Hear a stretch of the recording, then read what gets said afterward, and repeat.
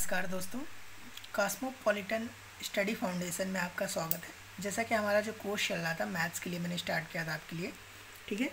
तो उस मैथ में मैंने आपको बताया था कि मैं कंप्लीट आपको जो यूपीएससी मैथमेटिक्स ऑप्शनल है, मैथमेटिक्स ऑप्शनल में कंप्लीट आपको बताऊंगा, ठीक है। तो जिसमें मैंने शॉर्ट टॉपिक आपको इसके बारे में बुक्स बता दी थी, आपको सिलेबस बता दिया था और शॉर्ट टॉपिक स्टार्ट किया था। जो सबसे छोटा टॉपिक है इसमें कोऑर्डिनेट ज्योमेट्री का, जो एनालिटिकल ज्योमेट्री है, ठीक है। तो ज्योमेट्री में हमने पहला चैप्टर कल पहला बेसिक देखा था 2D डायमेंशन में, ठीक है। तो आज हम देखेंगे 3D डायमेंशन में। जैसे कि ये बेसिक बहुत इंपॉर्टेंट है, आगे हमें इसकी नीड पड़ेगी तो हमें कन्फ्यूजन होगी कि कहाँ से पॉइंट कब आया। तो इसके लिए मैंने कहा कि आपको बेसिक बता दूँ, उसके बाद हम चलेंगे जो एडवांस पे। इसके बाद हम पढ़ेंगे स्पेयर, जो मैक्सिमम क्वेश्चन आते हैं मैथमेटिक्स के मैंने देखा था, वो आपको क्वेश्चन भी साथ में कराते चलूँगा, प्रीवियस ईयर के क्वेश्चन। कि हमने जैसे स्पेयर के बारे में सब कुछ पढ़ लिया कि स्पेयर की जो इक्वेशन है, स्पेयर जो फिर टचेस कर रहा है, स्पेयर विद सर्कल और स्पेयर की इक्वेशन बाय सर्कल, और ठीक है टेंजेंट प्लेन है और टू स्पेयर जब टच कर रहे हैं, ये कंप्लीट जान लेंगे। उसके बाद में हम स्पेयर की जितनी इक्वेशन बनती हैं और जो क्वेश्चन बन रहे हैं वो सारे क्वेश्चन सॉल्व कर लेंगे, ठीक है। इसीलिए मैंने आपको बताया था कि एक टॉपिक ख़त्म करने में जैसे एक यूनिट 1 मंथ लगेगा। 6 टॉपिक हैं इसमें, जिसमें मैं आपको 5 पढ़ाऊँगा, 6 टॉपिक भी मैक्सिमम कराऊँगा, बट उस पर इतना ज़्यादा फोकस नहीं करेंगे, ठीक है। क्यों? क्योंकि हमें उतना पढ़ना है जिसमें हम मैक्सिमम स्कोर कर सकें। अगर मैंने आपको स्टैटिक्स और डायनामिक्स पढ़ाने लगा तो काफ़ी लंबा लेंदी कोर्स है, तो उसमें आपको बेसिक बता दूंगा जिससे क्वेश्चन आपके सॉल्व हो जाएं, ठीक है।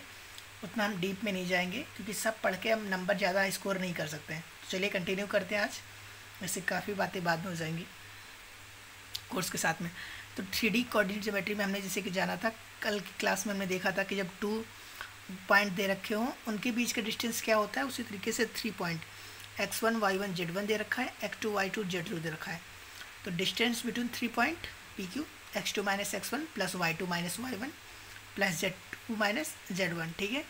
सेक्शन फार्मूला जैसे देखा था कि जैसे 2D डायमेंशन में हमने देखा था कि अगर कोई, ये देखिए सेक्शन फार्मूला में देखा था कि अगर for the coordinate of point R dividing the line segment joining 2 point P and Q को डिवाइड कर रहा था, ठीक है। ये देखिए P एंड Q को m/n डिवाइड करा था। अगर इंटरनली डिवाइड कर रहा है तो mx2 plus nx1 by m plus n, my2 plus my1 by m plus n, ठीक है। अगर एक्सटर्नली कर रहा है तो काफ़ी लोग कंफ्यूज हो जाते हैं इस पॉइंट पे, तो ये आप ध्यान दे लीजिए, ठीक है। जैसे नॉर्मल लगता है कि पहले तो आता है, बट जब क्वेश्चन का नंबर आता है तो काफ़ी कन्फ्यूजन हो जाती है। mx2 plus nx1 by m minus n, ठीक है। अगर एक्सटर्नली कर रहा है तो माइनस होगा, इंटरनली कर रहा है तो प्लस होगा, ठीक है। अब हम देखते हैं next point, direction cosine of रेश एंड रेशियो।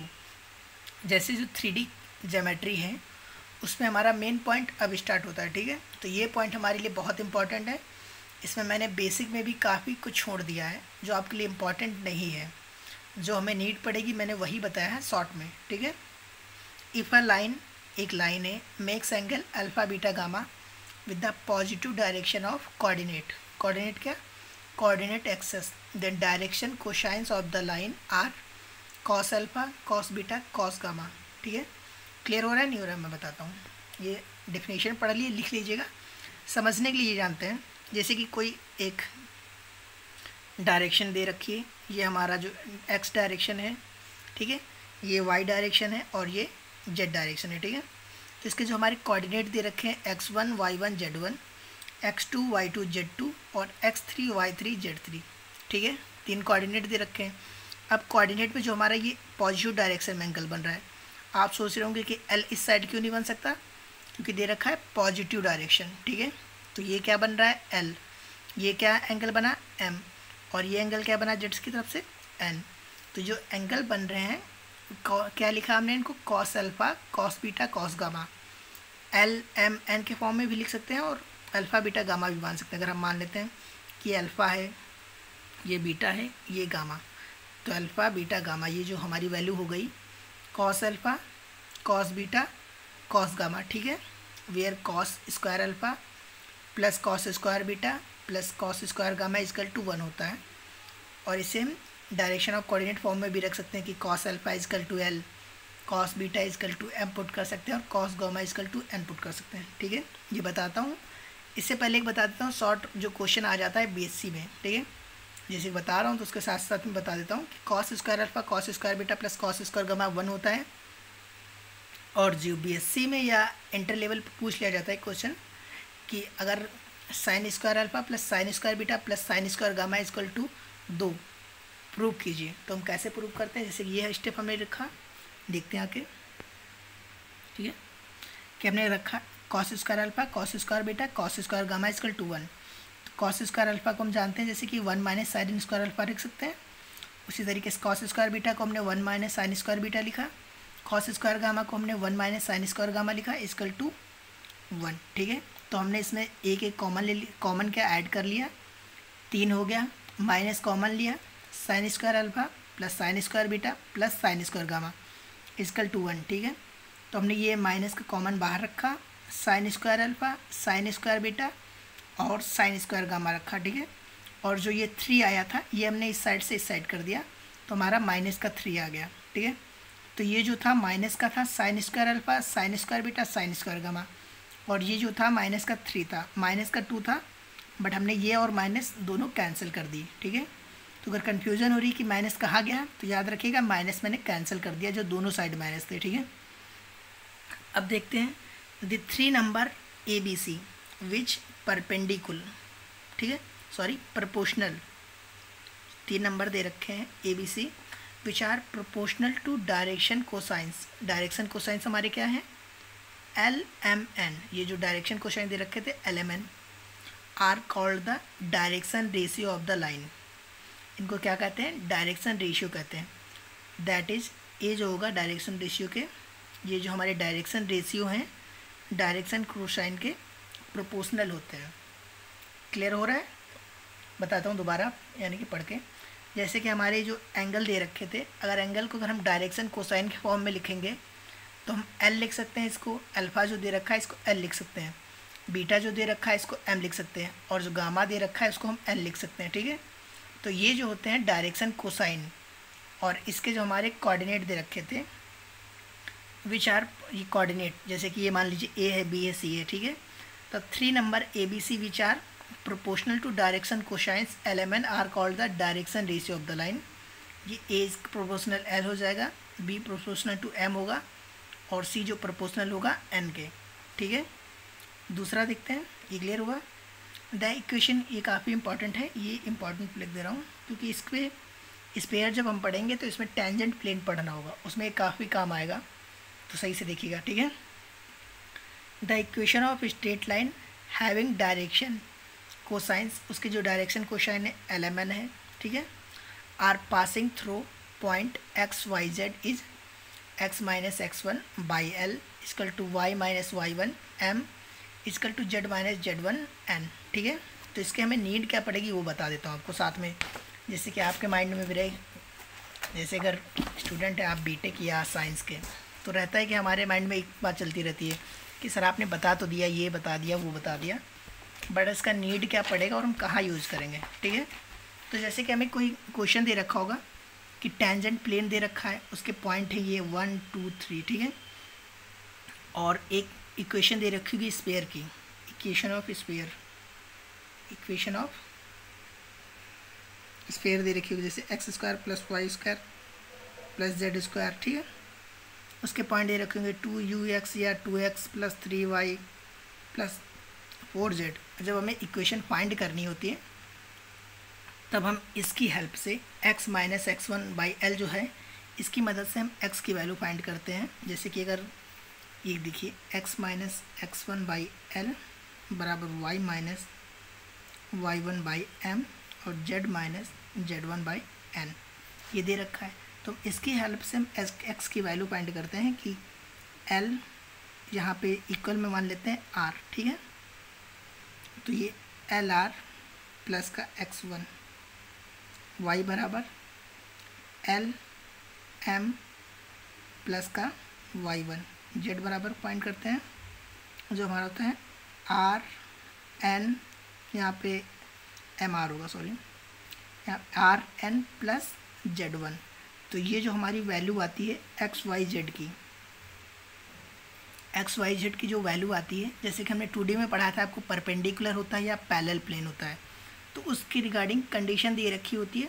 फिर हम ये एक्स की वैल्यू इससे सेटिस्फाई करा देते हैं। जैसे कि अगर हमारे पास होता है कि मान लीजिए डायमीटर फॉर्म या स्फीयर की कोई फॉर्म पूछ लिया, जैसे टेंजेंट प्लेन ही पूछ लिया, तो हमारे पास इक्वेशन में आता है X plus x1 y1 plus z1 equal to a square.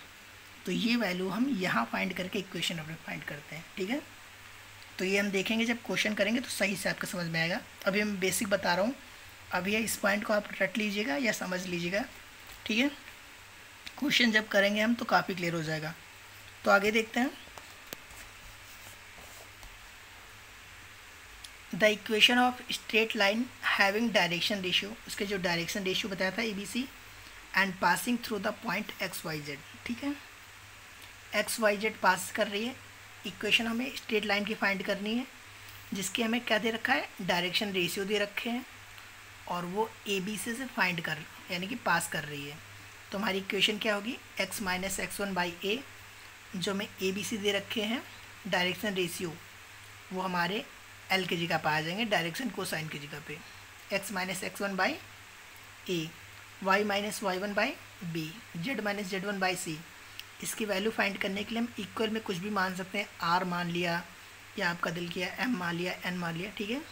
वो कट कैंसिल हो जाता है, वो हम एक सपोज दैट मान लेते हैं, ठीक है, जिससे कि हमारा आंसर सॉल्यूशन फाइंड कर सकें। तो ये देखिए काफ़ी इंपॉर्टेंट है, तो इस इक्वेशन ऑफ स्ट्रेट लाइन, ठीक है, ये नीट पड़ेगी ये सब, इसलिए बता रहा हूँ आपको। आगे देखते हैं एक point, the equation of straight line passing through two fix point.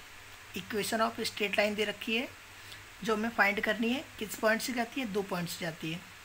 Point क्या क्या है, x1 y1 z1 और x2 y2 z2। तो हम इक्वेशन कैसे फाइंड करेंगे, तो ये होता है फॉर्मूला उसके लिए, x minus x1 by x2 minus x1, y minus y1 by y2 minus y1, z minus z1 और z2 माइनस z1, ठीक है। जो हमें दे रखा होगा पॉइंट x y z के फॉर्म में, जैसे कि 2 पॉइंट्स है, तो आप जानते हैं कि अगर 2 पॉइंट वाली इक्वेशन दे रखा हो, ये हमने 2D में बताया नहीं था, बता देता हूँ। ये देखिए इक्वेशन ऑफ स्ट्रेट लाइन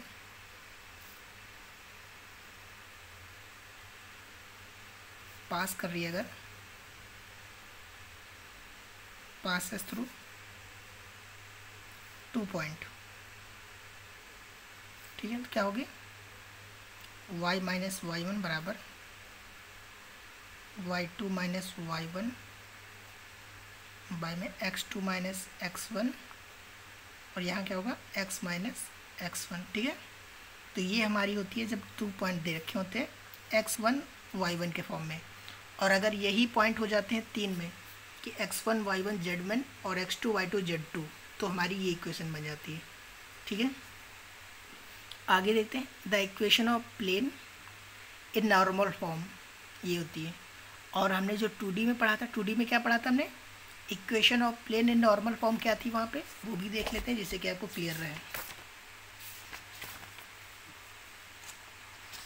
ये देखिए हमने equation of plane in normal form जाना था, देखिए equation of straight line in normal form, ये क्या थी हमारी, x cos alpha y sine alpha equal to p थी, ठीक है।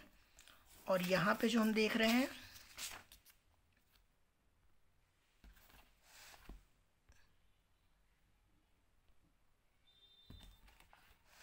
देखिए यहाँ पे, चले टाइट चली गई, कोई बात नहीं, कंटिन्यू करते हैं इसको, ठीक है।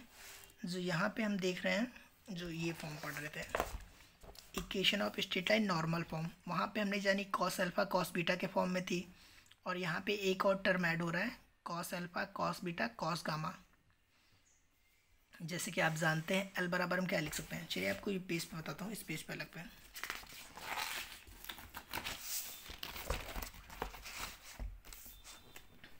हमने देखा था जो हमारे डायरेक्शन क्वेश्चन दे रखा था कि cos alpha cos beta cos gamma बराबर एल रख सकते हैं, इसको एम पुट कर सकते हैं, इसको एन पुट कर सकते हैं, हमने देखा था, ठीक है।